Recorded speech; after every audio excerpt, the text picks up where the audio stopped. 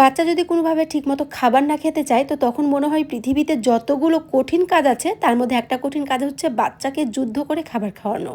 তো বাচ্চা আসলে কোনো ধরনের কমপ্লেন করবে না, আমরা তাকে যা খাবার দিব সেটাই চোখ মুখ বন্ধ করে খেয়ে ফেলবে, এমন টাইপ স্বপ্ন মনে হয় আমরা প্রতিটা মাই দেখি।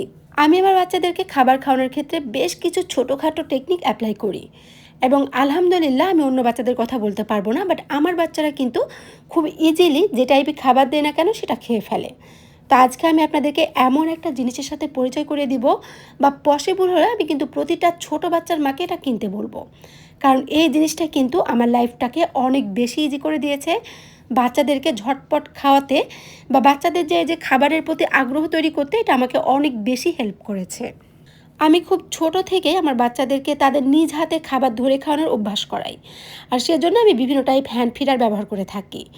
তো এখন যেটা দেখতে পাচ্ছেন এটা কিন্তু নেটের তৈরি একটা হ্যান্ড ফিডার, যেটা আস্ত ফ্রুট যার মধ্যে দিয়ে দিলে বাচ্চা কিন্তু চিবিয়ে চিবিয়ে খাওয়াটা খুব ছোট থেকে শিখে যায়। এছাড়াও আজকে যেটার আমি আসলে রিভিউ দিব, এটা যদি বলেন তাহলে এটা হচ্ছে ওয়ান অফ দ্য বেস্ট একটা প্রোডাক্ট আমার বাচ্চার জন্য। মজার বিষয় হচ্ছে আমার দুই বাচ্চাই কিন্তু এই স্কুইজি ফিডারটা খুব ভালোভাবে অ্যাকসেপ্ট করেছে।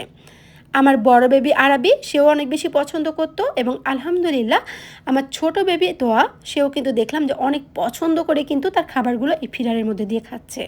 এই ফিডারটা 4 মাস প্লাস বাচ্চাদের জন্য, কারণ দেশের বাইরে কিন্তু অনেক বেবি আছে যাদেরকে একটু আর্লি সলিডটা শুরু করা হয়, কারণ এটা ডক্টরই বলে দেন কাকে কখন শুরু করতে হবে।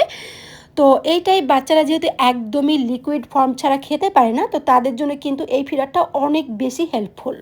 আর আমিও যেহেতু দোয়াকে 5.5 মাস বয়স থেকে ডক্টরের পরামর্শ মতো ওর বাড়তি খাবার শুরু করেছি, তো সেক্ষেত্রে আপাতত ওকে আমি ব্লেন্ডিং ফর্মেটে সব খাবার দিচ্ছি। আর যেহেতু ব্লেন্ডিং খাবার তাই এই ফিডারটা কিন্তু আসলে আমাকে অনেক বেশি হেল্প করছে ওর খাবার খাওয়াতে, বা আসলে আমার টাইম অনেক বেশি বাঁচিয়ে দিচ্ছে। এই ফিডারটার একটা প্লাস পয়েন্টই হচ্ছে যে এক্সট্রা অতিরিক্ত খাবার বাইরে বের হয়ে আসে না, যতক্ষণ না আমরা যেটুকু প্রয়োজন সেটুকু প্রেস করে বাইরে বের করি। এর ফলে কি হয় যে বাচ্চারা একদম ম্যাসি করে ফেলে না, বা জামা কাপড় একদম নোংরা করে ফেলে না।